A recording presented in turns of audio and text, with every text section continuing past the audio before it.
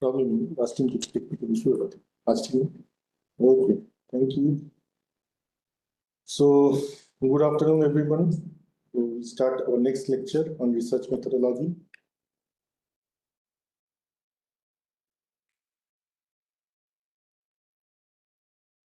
So, as you remember, we have completed the last 3 classes. It's Module B, part of Module B, and we have done literature review in the last class. We have covered various topics on literature review. And now, just a recap of what we did last day, the survey of literature. We did last day, the literature survey. Okay. So what we did in that is purpose of review of literature. So can you recall what are the purposes of review of literature? Means without going back to the previous class, just a recap of what are the general purposes of review of literature, why it is important. Why it is important in terms of your research process or research stages. So it comes after defining the problem, review of literature, and then third, what we are interested is in defining your research hypothesis. Okay. So what is the purpose? The purpose is that you can, during your problem definition, you have a background knowledge of the literature or the background knowledge on the understanding of your topic. If you do a proper literature survey, you can understand your topic better. Okay, so this was one of the reason. If you understand the topic, your topic better, you can propose a better, you can define your research problem in a better way, or you can propose a working hypothesis which is realistic and solvable. Okay. Besides, it will help you throughout your research. That is the research methodology, research design, research methods. All these will help you if you do a proper literature survey. And also, you will identify the data sources used by other researchers. Okay. So, what benefits? So, these are the purposes for which you do a literature or review of the existing literature. So, what benefits do you get? We studied all these last class. So what benefits you get? You gain familiarity with the knowledge of your topic. Okay. So before starting your research, you are familiar with or accustomed with the theories, the experimentation, the research methodologies.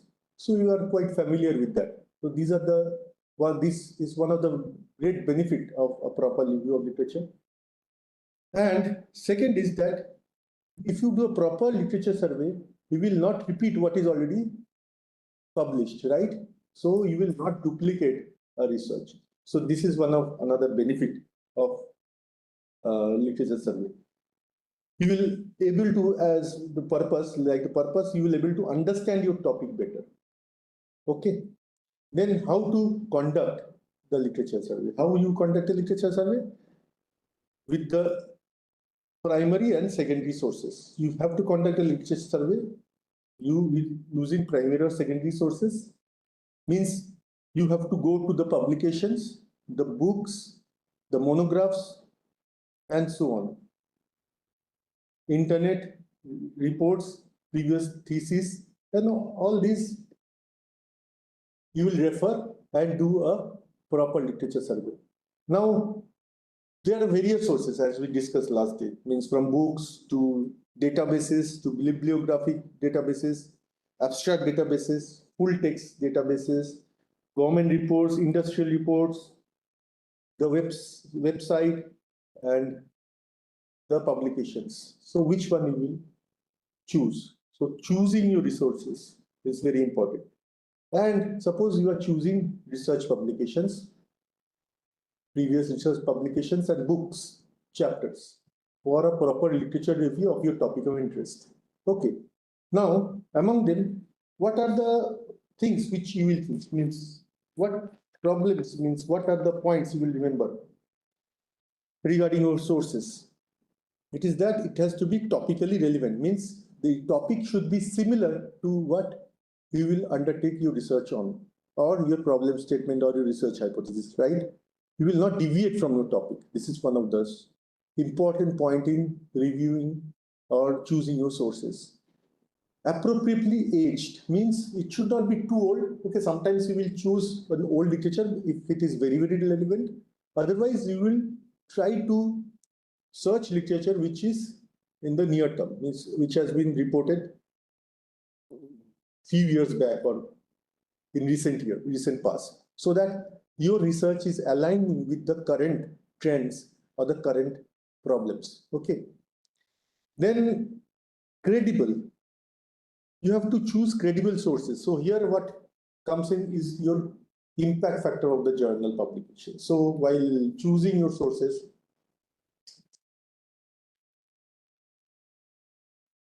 you have to remember that you have to choose those publications which has a high impact factor or is recognized by the Web of Science or other publication agencies, right? So you have to use a credible source. Otherwise, it is not advisable to choose any source. Then also the sources which are appropriately published means ones which are meet your guidelines of your research or your supervisor. Okay. And finally, what we discussed, so this is all we discussed: the purpose, the benefits, what are the different sources and how you will conduct the literature survey, choosing your sources, and then points to be kept in mind while reviewing the literature. So what are the points you will keep in mind while reviewing the literature? We discussed that it has to be relevant. The work has to be original, right? Read in recent times, as we discussed previously, and we have to index the literature properly. So these are the points which has to be kept in mind while reviewing the literature. So this is what we discussed last day, and today we will discuss something important or interesting, in fact. Now, may not be in the syllabus, but which will be directly applicable to your research, okay? So, okay, you have done a very good survey of literature. You have collected recent publications, old publications, book chapters relevant to your topic, and have created separate folders on topic-wise or theme-wise, kept them stored. But if you keep them stored, it will not serve your purpose. And also you cannot, as we discussed last week, you cannot read the whole throughout literature, but you have to read the selected literature, right? As we discussed last day, that what we will read the abstract, the conclusion of the published papers, and also we will refer to the figures, scientific figures, which will give you a lot of insight on your topics, okay? And those insights are relevant in your future research. So while doing all these things, so you have done your first criteria very nicely. So you have defined your problem. You have done an extensive literature survey. You have collected, say, 10 review articles, around 100 literatures on different themes of your research in your topic, and have stored them in your PC. But will that be sufficient, or you have to go one line ahead, something ahead? You have to work ahead. So what you will do later on? So you have to. It will be good if you can write a literature review. So what you have database, you have collected literature. If you can write your own literature review, it will be very, very important and relevant. So today we will discuss what things you should keep in mind, or how a literature review could be written, or what are the steps of writing the literature review, and what approach you should follow. If I have done it in a concise way, in a short fashion, and I will go slowly and discuss with you all, so that you are motivated to write your literature review. So whatever your database you have collected from the literature, and okay, you give it a try. And while writing, you won't believe, while preparing today's presentation, I thought, okay, I should also write a review article in my topic. We work on catalysis, the broad area, and many reactions we study. Okay, I thought, okay, at least in one reaction, at least I should write a review article on that. So that is what I get motivated. But have I done already a literature review or whatever you are forced to do a literature review? Yes, I have also done, and you are also doing, because in each paper, whatever you are writing the introduction, you present the problem statement by doing a review of the past literature, not an extensive, but to a certain extent. And also, what is the necessity for you to learn a literature review is that it forms an integral part of your thesis. So I have submitted a thesis earlier. You will be submitting your in due course of time. And in your thesis, whatever you will be submitting, the first chapter will be introduction. You all know. And in that chapter, before defining the problem statement or the working hypothesis, you have to write a literature review or present a proper review of the current literature available in the website and in scientific domain. Okay, so you have to do, so it's a necessity, at least. You may not write a review article, I have not written a review article, it may not be necessity, but for a person writing an article, it's a scientist like us, all of us has to do a fair bit of literature review in the introduction part, and in your thesis, a substantial literature review has to be written and presented, and it forms an integral part of your thesis, so you cannot neglect it. So literature review is very important from this point of view. So what I told you, in introduction of your thesis, it is expected that you present a concise literature review. So it is expected, and hopefully everyone will do. Now, actually, this is a necessity, but it is an opportunity as well. So whatever is a necessity and a challenge, it becomes an opportunity. And try to work on that opportunity. How?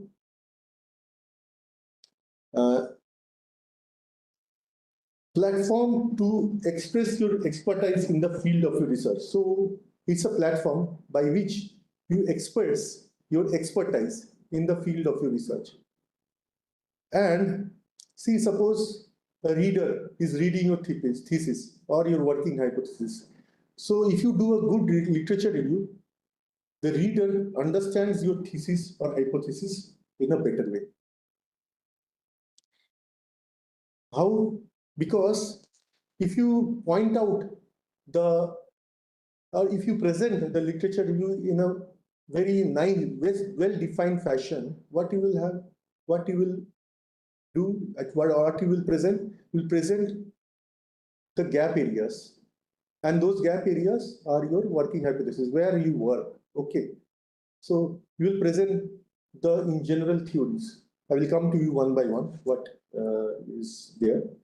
And a proper literature review proves your credibility as a reliable author. So if you do a proper literature review, it will prove your credibility. So the first thing while submitting your thesis, what you will do, you will write the introduction where you will do a fair bit of literature review, present, write it, and when it goes to the reviewer, he will read it. And if it is done in a nice way, what it will do, it will create a good impression about you to the reviewer, and he will be impressed, and okay, he will be interested to read more carefully your methodology, research methodology ahead.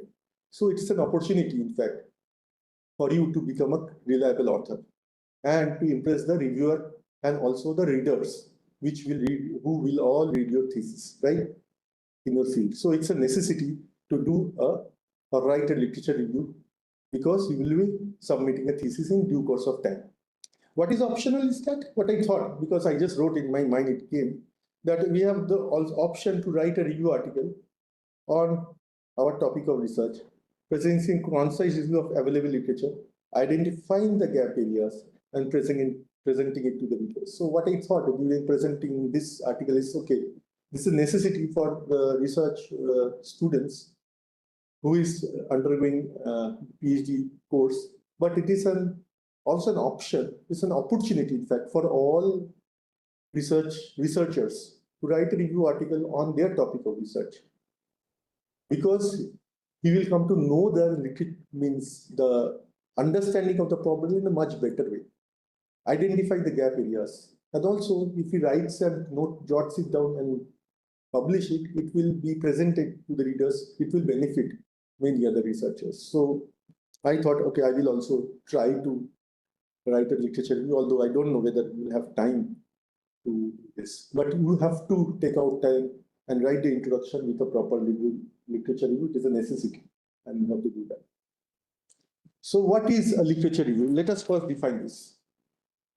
So it's a review, means a discussion of the published sources available on a particular topic. So it's a discussion of the published sources available in a particular topic. It is an attempt. So you will attempt to do what? To organize the available literature. So whatever is available in open literature, what you do? You collect it, organize it, and evaluate the information according to the research questions, thesis, and central themes. So you are submitting a thesis and you have proposed a research question.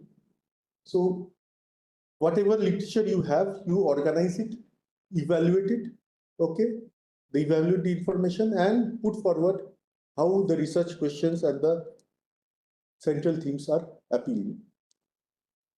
So what you can do is that you can support a claim or oppose a claim because you have to, during your literature review, you have to maintain your individuality, okay? You may not go to according to what others authors have given a theory or proposed a hypothesis. You may support it or you may oppose it. But instead of just opposing or supporting or summarizing the published sources, means by listing it, a literature review evaluates and compares the ideas of others on your given topic. Okay, this is very important. I hope you can understand this. This is what I want to convey is that, okay, some researcher has made some claim. Suppose I always take the example of iron oxide because I did research on iron oxide during my PhD. Right now, we are doing research on other materials as well in material science. And chemicals. So, okay, heterogeneous catalysis means catalysts which catalyzes or accelerate the rate of reactions, which these are solid materials which catalyzes liquid or gas phase reactions. So, say suppose iron oxide or somebody modifies the iron oxide, and the modification can be done in various ways, by doping, by substitution, by dispersing, by nanostructuring, by making composites, and so on. Say, let us define by doping. So, by doping are different transition metals, say copper. A researcher has found that, okay, a certain reaction activity is increasing. But if you carefully go to the literature, sometimes you may find, not always, that another set of researchers has found, okay, the activity is decreasing. He has done a similar thing, but the activity is decreasing. And for other author, activity is increasing. So as a person whom you are reviewing the literature and you come across both the data, what you will do? You will support this author or the other author because they are contradicting, or you will oppose one or the other. Or you just summarize, okay, this guy has found activity decreasing and this guy has found activity is increasing. No, we have to do a proper review. We have to go to more literature and do a proper evaluation, compare their ideas and present it to the author in such a way so that they get a fair idea, okay, because of some reason this is happening in these authors and the other reason this is happening. Or you may, if you do not find a general theory in supporting or opposing the claims, you have to present it in a very diplomatic and way, so that and evaluating in both the results in such a way, okay, the reader come to know, okay, there is a gap area here in this, and there is an opportunity lying it, and we can work on it, and you can also work on it. What this allows your readers to easily recognize, so they can recognize what is being said about your given topic, how these sources compare with one another, and what gaps are there in research. So how different sources compare with one another, what are the gaps there in research? Okay, those can be easily identified by this method. What isn't a literature review? So what is not a literature review? Strictly, it is not an annotated bibliography. Okay, so what is annotated bibliography? In an annotated bibliography, the writer presents a summary and critical evaluation of each article or scholarly research one by one, with little or no connection made between the various articles or resources. So it does list A et al. Found doped copper in iron oxide and found that the catalytic activity of this reaction is increasing. And in the next line, you write B et al. Found that by doping copper, for the same reaction activity decreasing. And you make no connection between the two. And you just report it, means an annotated bibliography, a list of the summary of the articles. So that is not a proper literature review. Okay, that way many are presenting. But if you evaluate each article, go in depth and find out, okay, for what reason these guys, A et al. Have found the activity is increasing, and why B et al. Has found that the activity is decreasing. So that is what, and found a common phenomena between the two, or you try to interconnect by reading both of them, or you say, okay, these are contradictory and more research needs to be done in that area. So this is a gap area. Then this is a proper literature review. You put forward to the reader and to yourself as well, okay, there are contradictions, there are gaps, and it has to be resolved. Or there is a common theory due to which they are getting different results. Or there is a flaw in the experimentation because of which B et al. Has got an opposing result than that of A et al. A et al. Did it correctly, but there is an error in the methodology of B et al. You have to find out. So that is a proper literature review. So that you identify it, whether it is a flaw, it is a gap area, or they have found similar, both can be explained by a similar theory, or it cannot be explained.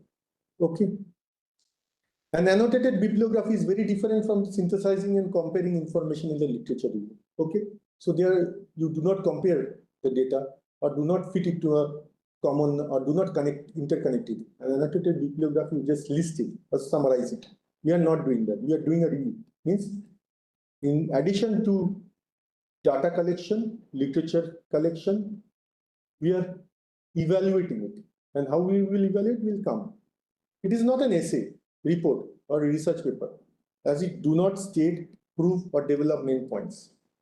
So essay, all know, it's you report, you all know, you just report whatever you have got in observation. Essay, you write detailed report on something. And research paper, you prove something, okay? You put forward a research hypothesis and you prove by your experiments or your theoretical work. But here in this literature review, we are not doing this. We are not stating it, proving or developing main points. A literature review does not answer a question. So what a question is answered in your thesis, a question will be answered. The research problem and your working hypothesis will be proven. Okay, the research problem will be answered. Even in an article or a research paper, the authors put forward a question and then, or a research hypothesis, okay, by copper doping in Fe2O3, we expect that this will happen because of increasing conductivity or something, or increasing thermal stability. I'm just I'm stating any statement. So, okay, if iron is 3 oxidation state, we dope with copper 2+. So there will be some oxygen vacancies. Okay, it will increase the reaction rate of reactions which is having involving oxygen. You put forward a general hypothesis and you prove it with your experiments or your theoretical work. So you answer a question or you prove a research hypothesis in your research article. But here you are not doing that. You are comparing the literature already present. Means copper double iron oxide, you are searching throughout the web, and what are the different results people have got and why those people have got. Okay, it's an alluvial substitution. Somebody is taking, okay, it is increasing the conductivity. Somebody is telling, okay, increasing the thermal stability, or so on and so forth. So you write the theories behind it, compare the data. It is not only a list of the summarized article. You just do not list the observations. Okay, you try to interconnect it. So this is what a literature review is and what it isn't. So now you, as I told you, you have to do a literature review, and you also have to write a literature review in your thesis. So we all do. So the points to remember before starting to write a literature review: consult and clarification. So you need to discuss with your supervisor, with your co-authors who are working with you, and also self-discussion, which is not included. I just wrote it from my own, this self-work. So because we also have to think a lot. You have to answer, means you have to question, do why questioning to yourself. Then you will see, you will be getting a lot of answers. Everything is there in you. And if you ask yourself, you get a lot of answers. So definitely you ask yourself as well. Supervisors, co-authors, self, if you ask, what you will answer, what information they will help you, the supervisors and co-authors, a rough idea regarding the number of citations. So you can write a literature review with 500 articles or 50 articles. Which one you choose? I would say 50 because it is easier to handle, right? And more information or more reading you can do on those 50 articles. Okay. But how we'll go to 50? We'll come. How we'll select 50 and not 500. So regarding the number of citations, the number is not so precise. It's large or small. It's relative based on your field of research. So how much it is reported. So it varies from research to research, from topic to topic. But you have to get a general idea before jumping into the literature review. Okay, a rough idea, not 50. If you say 50, it can go to 75. There is not an issue. But you have to get a rough idea how many literature will or how many source or citation will. Regarding choosing the type of sources, which sources we will choose? As we discussed last day, we have already discussed, okay, we will choose one which is topically important, means of your topic, specific topic. We'll narrow it down. I'm coming to it. And then you will include relevant articles. You will include one which is credible, means the journal is recognized by top institutions and agencies. One which is appropriately published, okay? And one which is appropriately aged, means recent research, okay? We'll consider those journal articles. We'll consider relevant websites, okay? Like as we discussed lastly, ACS, RSC for chemistry, and you have other for material science and physics, biology, you have relevant websites. I know chemistry, so I'm telling you. Royal Society of Chemistry, American Chemical Society, Science Direct, and so on. Really. And you will go for relevant books, book chapters. Okay. After that, what you will do, you have to already, before starting, you have to make folders with different names so that it can be stored in different themes, or common themes you have to identify, or common issue you have to identify in your research. Like for me in catalysis, so what are the issues I will identify is that the nature of materials, as I told you, the nature of dopants, the nature of composite with which you are combining your iron oxide. From the activity point of view, the catalytic activity, the catalytic stability, how long it is getting remaining in active state. So after it loses its activity, what it occurs, the catalyst deactivates, means it is no longer active.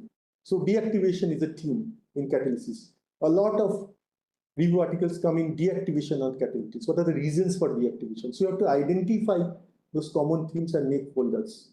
And you can make, and you in your thesis, you write small paragraphs on each of these themes. You make separate folders, means organization should be good. You summarize, combine, and evaluate the sources in terms of, okay, the material, is a catalyst, or its deactivation, or its stability, or some other properties. So you make separate, evaluate the sources and keep it separately and discuss it in terms of a common theme or issue. So you have to be completely have a clarity regarding these things. Should you provide subheadings and other background information, so the definition or history? So you are defining, okay, these are the materials which has been already studied, whether you will provide subheadings or not, that you can discuss with your supervisors and co-authors. But remember, the number of available literature reports in terms of published articles might be huge. As I told you, it varies from topic to topic, but generally it is in hundreds, even thousands. And if you write some, say, suppose in catalysis, one catalyst, photocatalysis is there, TiO2, titanium. Lakhs of reports are there. So what I will do? So I am in a sea, how I will swim across to the other part. So you have to be concise, precise, or narrowed down. Means you have to identify your topic and narrow your topic and funnel out which is relevant and which is not relevant. Otherwise, we'll get lost. Okay. Don't deviate too much from your topic of research. Try to remain precise and narrow down your topic. So the researcher or the author of the review needs to narrow down their topic. Okay. This is very relevant. Otherwise, we'll get lost. Earlier study of literature, if one limits the number of sources to read in order to get a good survey of the material, then what you will do? I told you, okay, 50 articles. Okay, I know I can read in 2-3 months. I can do a fair good of reading and I can propose my good research hypothesis. So limit your scope for literature review. What are the strategies? As I told you, narrow down or focus and converge ideas. A literature review will be created surrounding your ideas, not the ideas of the sources. So it will be you who will be writing, not the ideas of the sources. Ideas of the sources, if you mention, it's an analytical review. Okay. As an author of the literature review, you will not list your sources and go into detail about each of them one at a time. So this is not the proper way, as I think. Instead, search and focus what themes or issues connect your sources together and then converge. Okay? You search them, focus what are the themes or issues that connect similar items, literatures together, and then converge and write, okay, the whole findings in a common platform, referring them. Okay. So what questions do you have to ask during reading? Do the sources present one or different problem statement or solution? So the solutions are on a same problem statement or different. Okay. Is there a missing link in the field? I can identify it. Okay. These guys, all these fields, they have missed the deactivation part. They have done only the activity. So we'll do the deactivation studies. How are the presentation made in different sources? Similar or they vary? Do they propose or fit into a common theory or are they different? Do the sources reveal a trend in the field? This is very important. As I told you, increasing in copper concentration in iron oxide. Is the activity decreasing or increasing? Oh, you will find it is, as you increase the concentration of copper, it increases to a certain extent and then decreases. Okay. So there is a trend. So you get a trend. Okay. So whether such trends are, you find trends in 4 or 5 data, okay, you get different types of trend. Somebody writes in different sense. So this is an odd one out, right?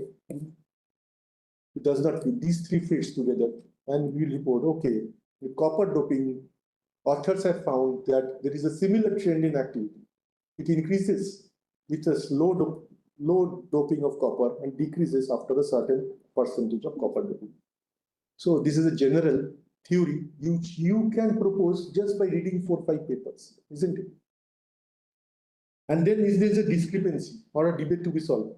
Okay, you find only there are 2 articles. Okay, so with copper doping, what you find? One article refers increasing activity, one article decreasing. So this needs to be solved, right? So you present this discrepancy, and so that there is a gap area needs to solve. Pick one of these themes to focus an organization of your review. Okay. I'm just generally giving this iron oxide copper doping. Such thing does not exist. So I'm just telling you, so these are in general I'm telling. Now you need to organize the literature review. Now you have to write it. You have already made separate folders in which there are literature stored. You have read, gone through them.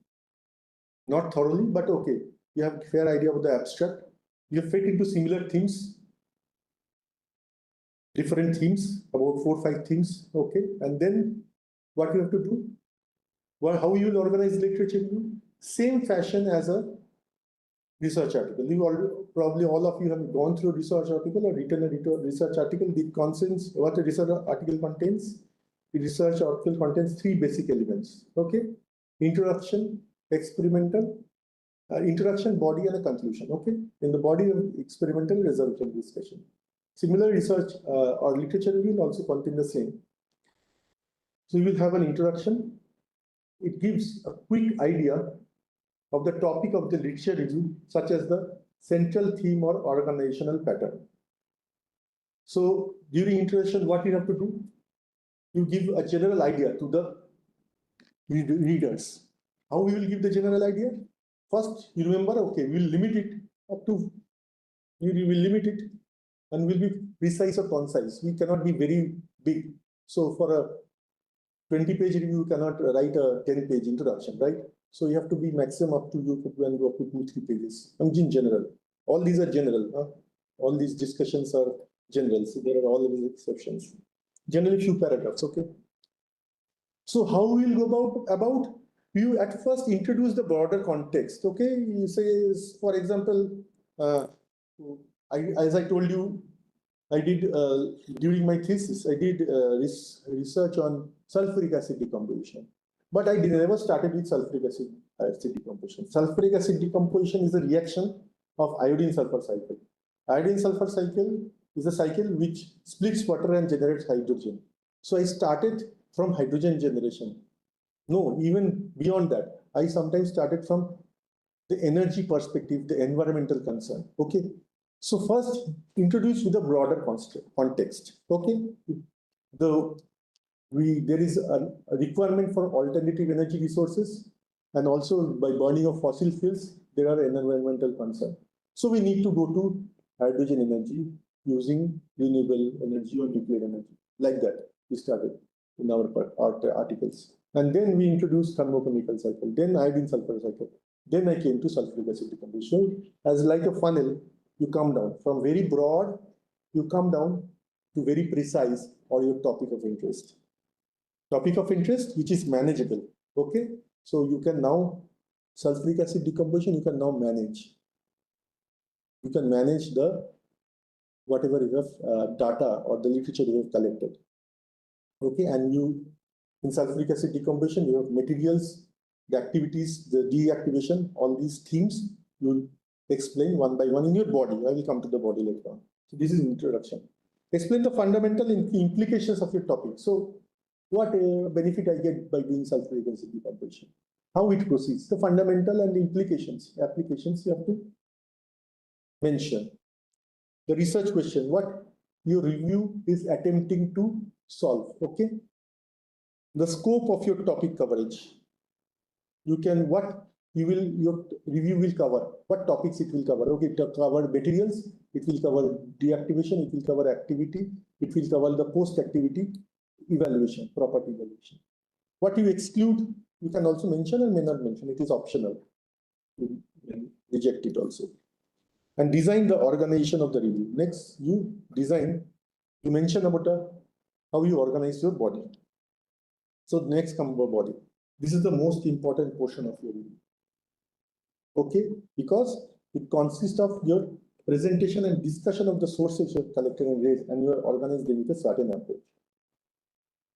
What you do in the body, provide some contextual information, group them according to themes, strengths, and approaches, as I told you. Okay.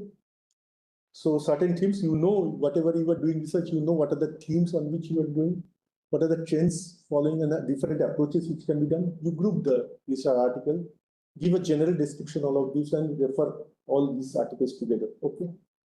Provide a comparison of individual study. Compare, as I told you, provide a comparison of individual studies which are similar. With advanced details are required. Okay, that is comparative significance overall approach of your article, thesis, or research problem. So whether you are writing a literature review for a thesis or a review article or a research problem, okay, give individual studies a comparative evaluation, okay, between individual studies. Combine similar citations, descriptions of literature in your analysis in groups and present to the reader how this associates with the overall approach of your same. Okay. Point out the contradictory reports, if at all, if at all is exist. Sometimes contradictory report doesn't exist. So if it is exist, you try to point it out. Identify and report the methodological errors, if any. Okay. Identify the gaps in research. Okay, this part or this material has not been searched. Identify and also report the irregularities between theory and findings. So this is how people tell, okay, this is the first time we are doing. It's a novel work. How? Because there is a gap in research which has not been undertaken or not been studied.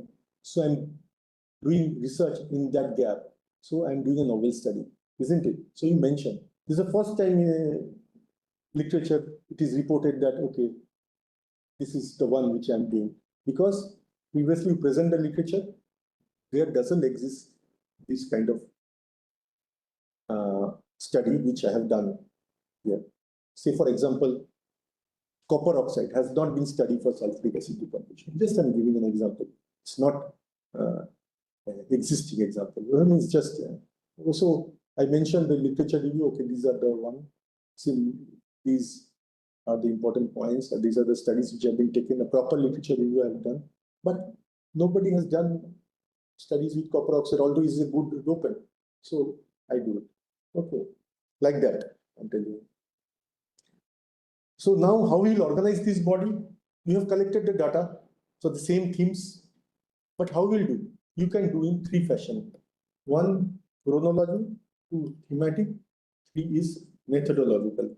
What are these different? So you now explain or compare different studies and present it in your body. But how we will organize it?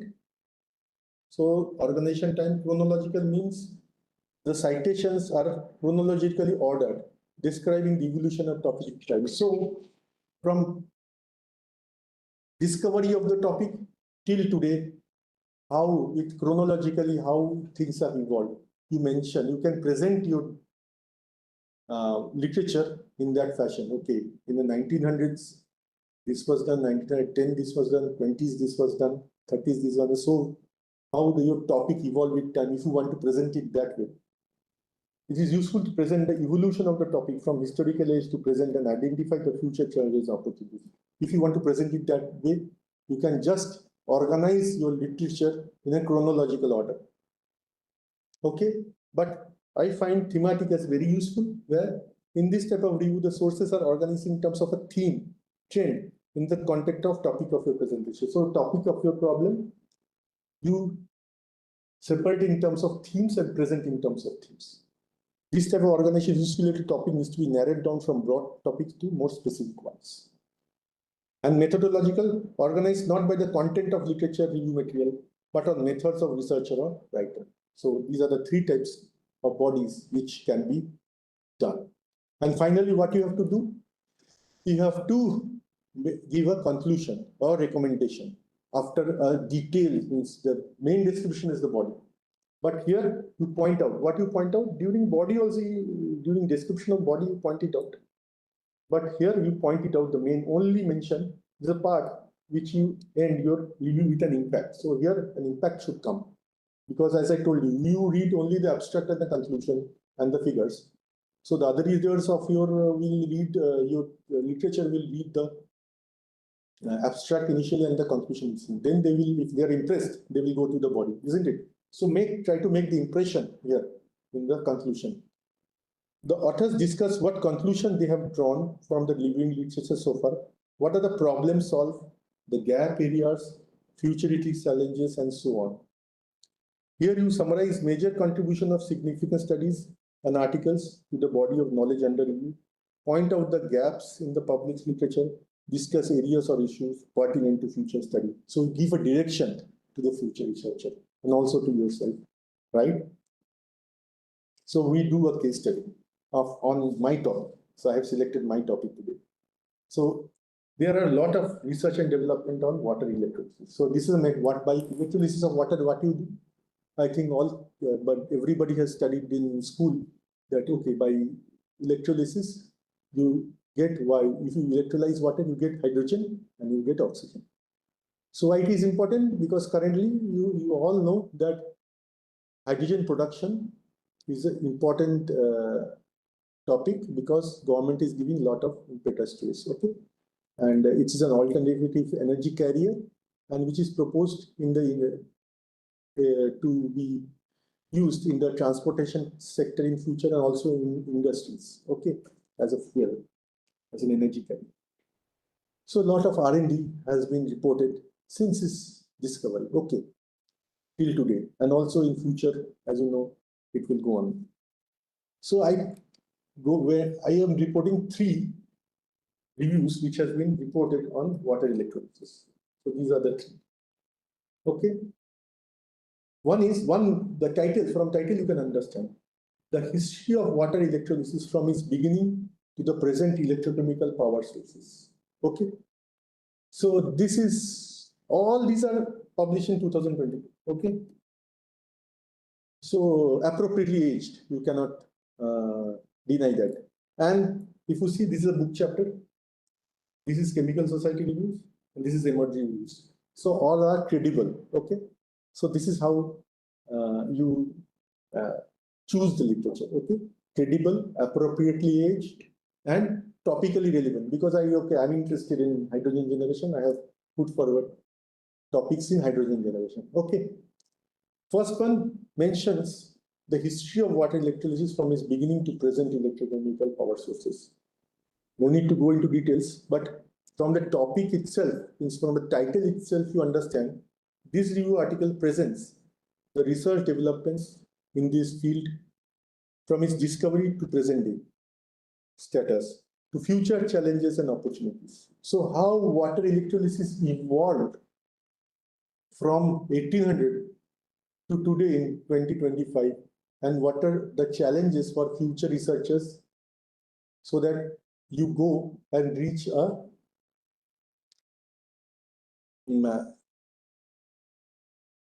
energy secure future, right? Isn't it? So this review articles presents in a what way? Chronological fashion. So if you remember, so this is chronological water. The second one, the water electrolysis from textbook knowledge to the latest scientific strategies and industrial development. So water electrolysis you have learned in textbook, huh? And what are the scientific strategies are evolved done at present to, and what are the industrial developments which is happening? Because I told you, it's industrial hydrogen generation is very important.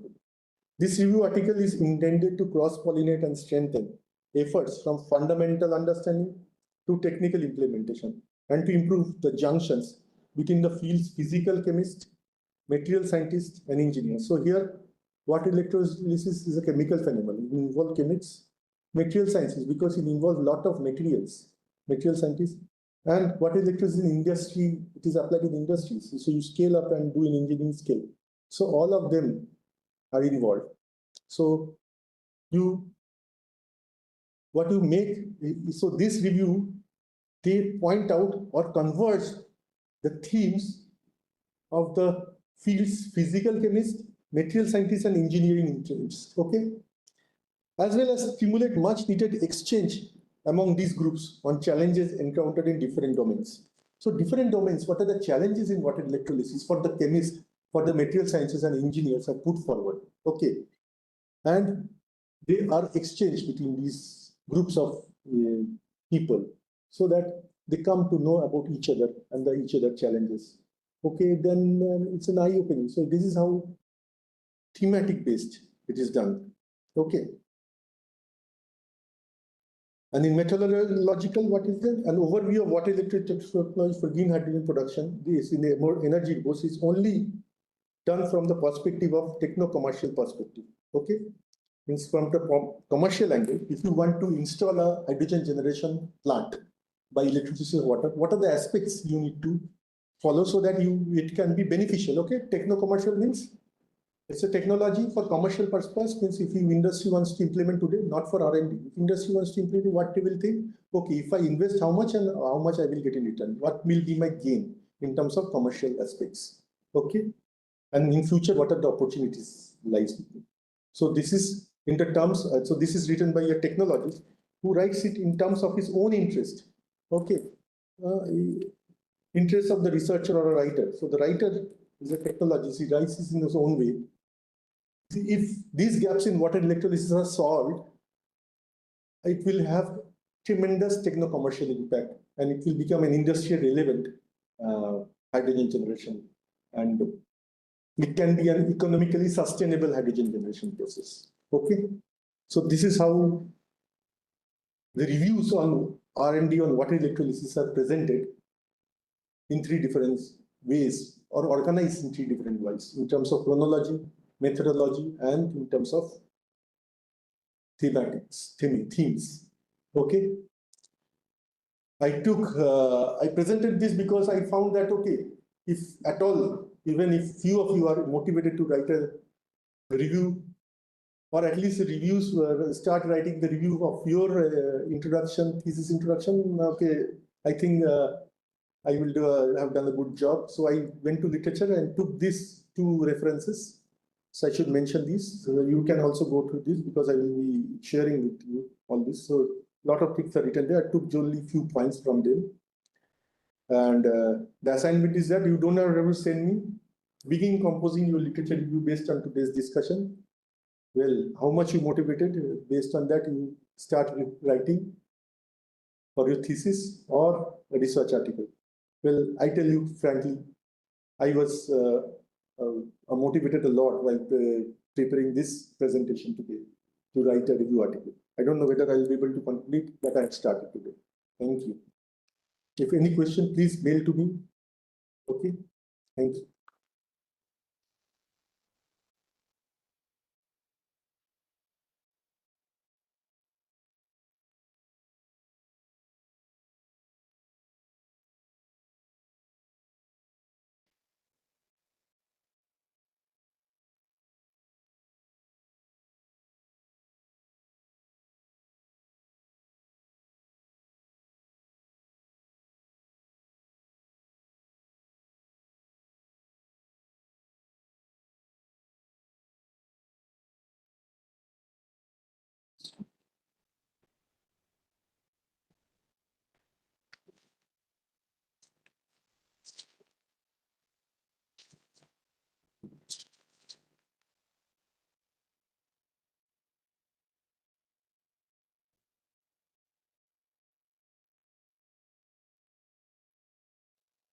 Thank you.